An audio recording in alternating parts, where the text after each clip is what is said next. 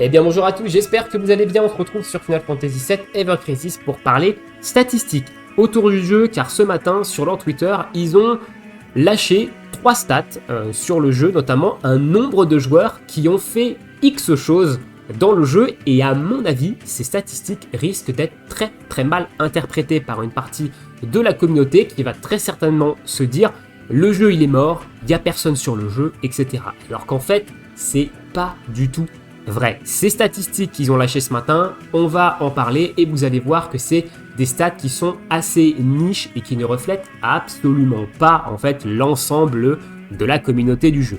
En fin de vidéo, on parlera également rapidement des revenus du jeu. J'en ai pas parlé durant l'année, mais on va analyser un petit peu les revenus du jeu sur cette première année. Je vous mettrai les sources de ces revenus en description, et encore une fois, les sources n'ont pas toutes les informations par rapport aux revenus du jeu. Donc encore une fois, il faudra prendre un petit peu de recul ici par rapport à ces chiffres pour ne pas en fait les interpréter de la mauvaise façon. Timecode dans la description, comme à chaque fois, et on va commencer avec la première statistique qu'ils ont lâchée ce matin, qui est celle-ci. Elle correspond au nombre de joueurs qui ont débloqué l'ensemble des sphériés de tous les personnages jouables dans le jeu. Actuellement, il y a 13 personnages jouables, chaque sphérié de personnages comprend 340 cases, limite compris. Donc si vous voulez être dans ces 2651 joueurs, il faut avoir débloqué sur les 13 personnages les 340 cases de sphériés. Dites-moi dans l'espace commentaire, est-ce que c'est votre cas? Est-ce que vous êtes un joueur depuis Day One et est-ce que vous avez débloqué l'ensemble des cases de l'ensemble des personnages? Et vous allez voir que ces 2651, en fait, ça représente une petite portion de la communauté parce que la grande majorité de la communauté ne débloque pas l'ensemble des sphériés sur l'ensemble de ces personnages. Et je vais vous expliquer en vous montrant mon compte et je suis persuadé que je ne suis pas le seul dans ce cas-là. On va aller dans le Go, on va aller dans le Characters et par exemple on se retrouve sur Tifa. Tifa qui est un personnage que je joue quand même énormément dans le jeu. Et bah vous voyez qu'elle n'a pas la totalité de ses cases de sphériés débloquées. Et pour cause, les cases de sphériés qui restent à débloquer, c'est des cases qui augmentent son attaque magique. Sauf que je ne joue absolument pas Tifa actuellement en termes de DPS magique. Peut-être que ça changera avec son arme d'anniversaire jeudi, etc. Mais actuellement, c'est absolument pas le cas. Tifa, c'est un DPS physique chez moi, donc il y a des cases de dégâts magiques, enfin d'attaque magique que je n'ai absolument pas débloqué sur le perso parce qu'actuellement j'en ai absolument pas l'intérêt. Et c'est pas le seul personnage sur mon compte qui est comme ça.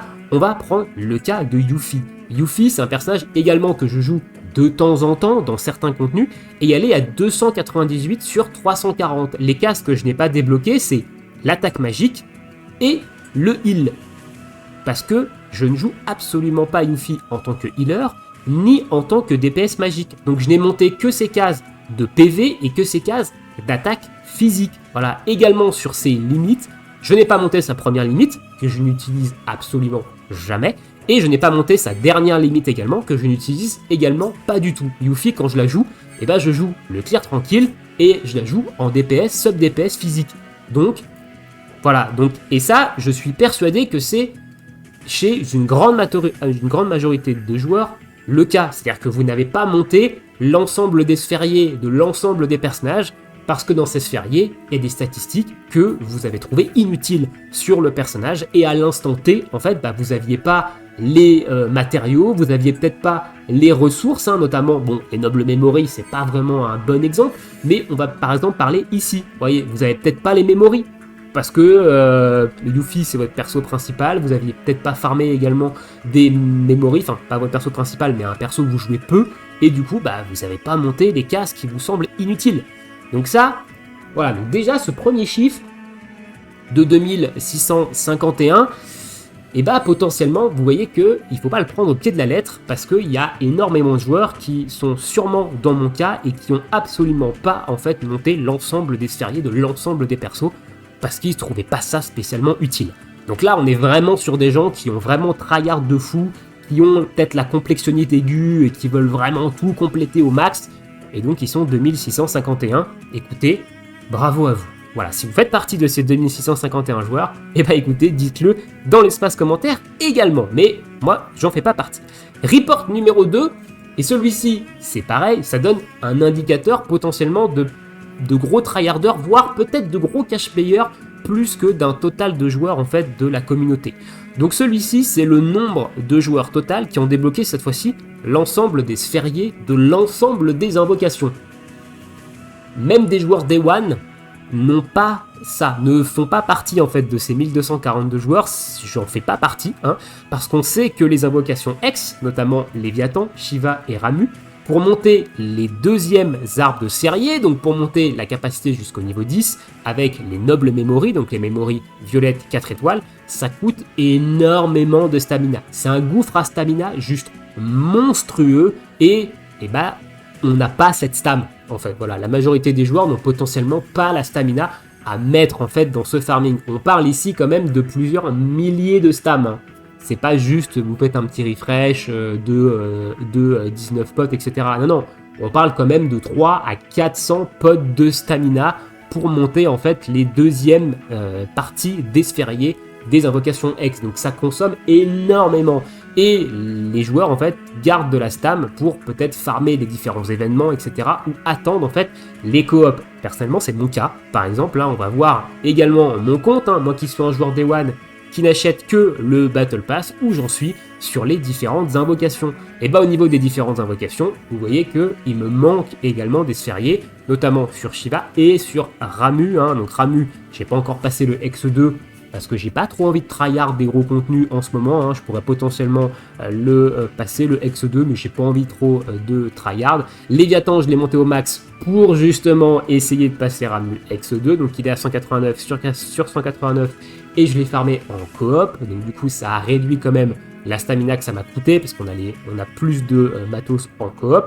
Et Shiva, c'est la prochaine invocation que je compte farmer, donc j'attends la coop en fait qui va sortir ce jeudi pour claquer en fait de la stam là-dedans et la terminer. Donc vous voyez qu'en étant joueur Day One, en ayant quand même pas mal géré ma stamina, je pense pas avoir mal géré ma stam de manière globale, je suis quand même plutôt loin. Là on parle de centaines de potes encore qui doivent être claqués sur les deux.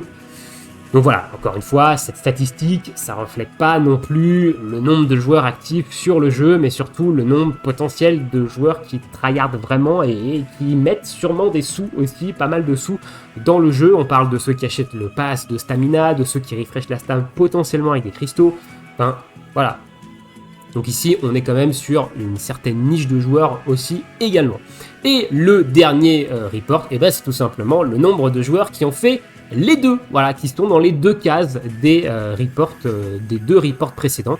Donc ils sont 260. Et honnêtement, ça me choque absolument pas que ce chiffre soit aussi bas. C'est pas parce que vous avez l'ensemble des sphériés des invocations que vous avez monté l'ensemble des sphériés des personnages. Vous avez peut-être monté seulement les personnages que vous jouez au max. Peut-être qu'il y a même des persos sur lesquels vous n'avez jamais monté de cases de sphériés. Donc honnêtement, ça me choque absolument pas. Et encore une fois, c'est pas du tout représentatif de l'ensemble de la communauté. Voilà, 260 joueurs, certes c'est bas, mais c'est absolument pas choquant par rapport à ce que je vous ai montré juste avant. Donc voilà un petit peu au niveau de ces trois chiffres, de ces trois statistiques qu'ils ont posées, qui sont postées ce matin sur leur Twitter. Prenez un petit peu de recul par rapport à ces stats et posez-vous sûrement les bonnes questions. Est-ce que moi-même, en étant joueur Day One déjà, j'ai tout mon sphérié? Pourquoi j'ai pas tout mon sphérié? Et potentiellement, je ne suis pas le seul dans la communauté à être comme ça. Voilà.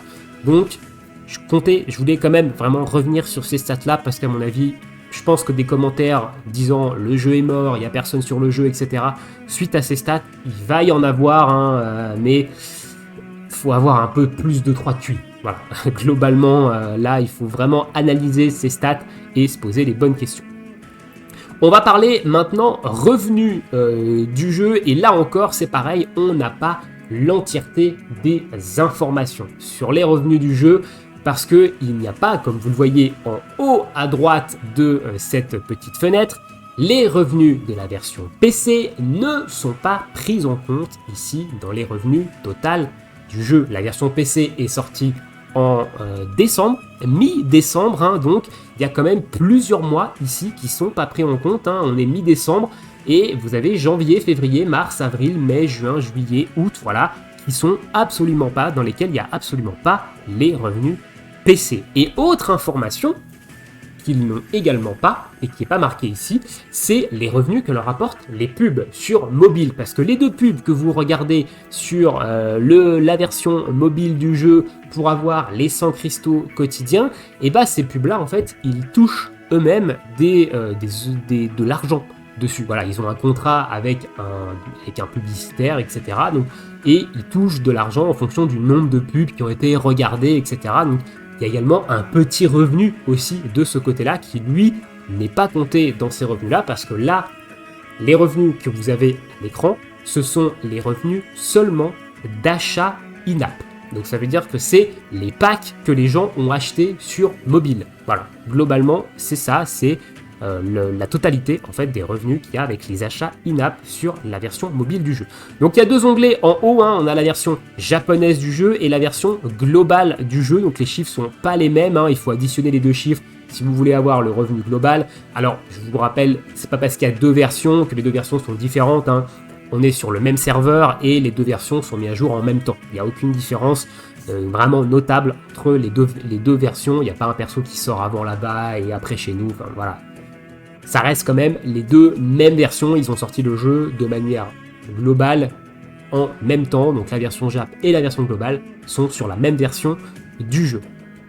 On va commencer avec la version Jap du jeu, donc on voit que le premier mois on était à 8 millions de dollars, hein, c'est en dollars, on est passé à 6 millions sur octobre et ça descend évidemment 6, 4, 3, 2, là on s'est stabilisé janvier, février, mars et après à partir de mars on est tombé à 1,6 million, 1,5, 1,5, 900, voilà. Vous voyez que le revenu du jeu globalement il baisse, on n'a pas encore les chiffres de l'anniversaire, hein. Évidemment il faudra attendre fin septembre pour avoir les chiffres du mois d'anniversaire, mais globalement les chiffres ils baissent.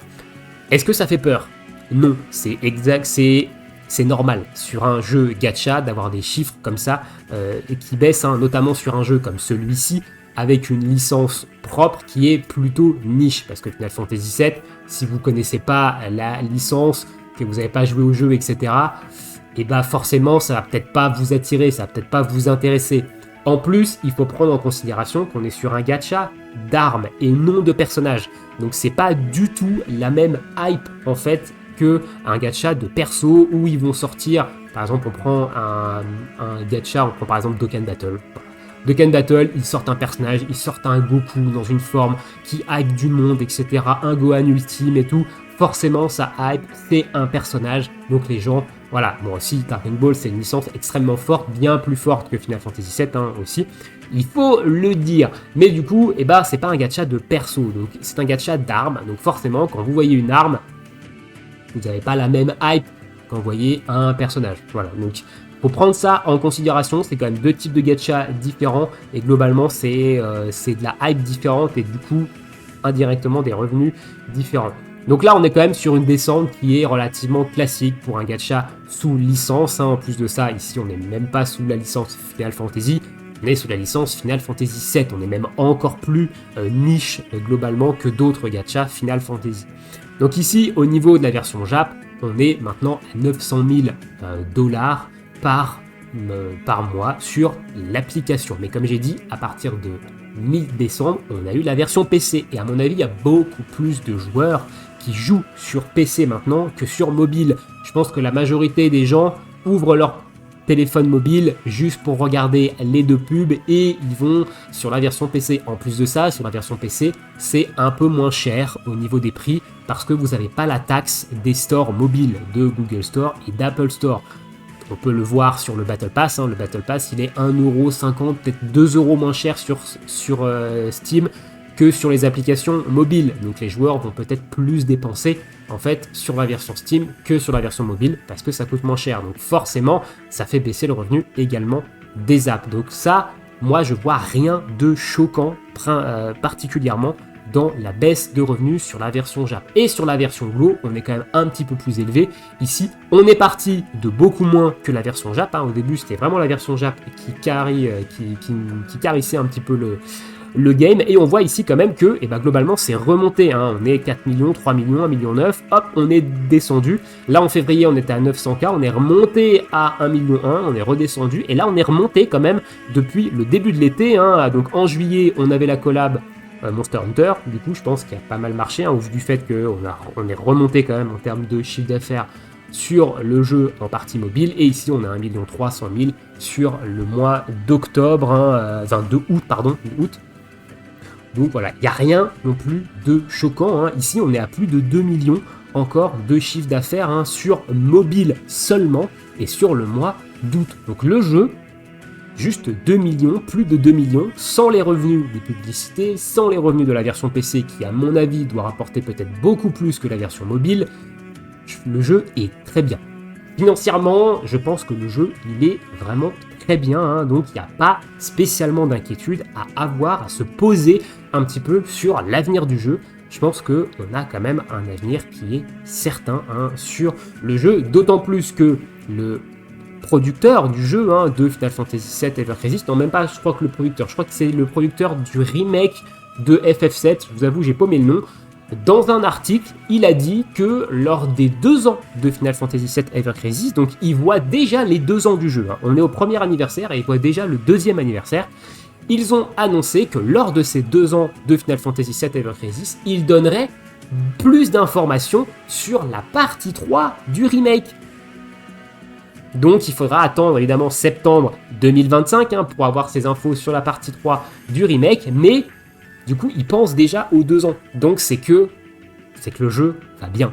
Voilà, donc ça, il n'y a pas d'inquiétude à avoir au niveau du nombre de joueurs, au niveau des revenus du jeu. Ne vous inquiétez pas, on a encore de beaux mois / années sur ce jeu, en espérant tenir moi-même jusqu'à la fin, hein. Évidemment, on ne sait pas ce qui peut arriver en cours de route. Voilà un petit peu au niveau du jeu de quoi je voulais vous parler, donc les statistiques qu'ils ont posées ce matin et également le revenu du jeu. Pas d'inquiétude, tout se passe bien. Dites-moi dans l'espace commentaire, vous, est-ce que vous faites partie de ces différentes statistiques et est-ce que vous vous sentez toujours aussi bien sur le jeu malgré les choses qui peuvent évidemment faire fuir des joueurs. Et je pense que ma vidéo sur le bilan de ce premier anniversaire sera peut-être un petit peu salé, hein, mais ça, c'est pas tout de suite, hein. Je pense, j'attends que tout sorte, donc jeudi, et je pense que la semaine prochaine, je vous ferai une petite vidéo pour vous donner un petit peu mon bilan un peu sur ce premier anniversaire qui, je trouve, est pas non plus si incroyable, mais je vous spoil pas, on en parlera dans la vidéo semaine prochaine. Je vous laisse ici, je vous souhaite une très bonne journée, une très bonne soirée, bon jeu et à bientôt. Ciao, ciao!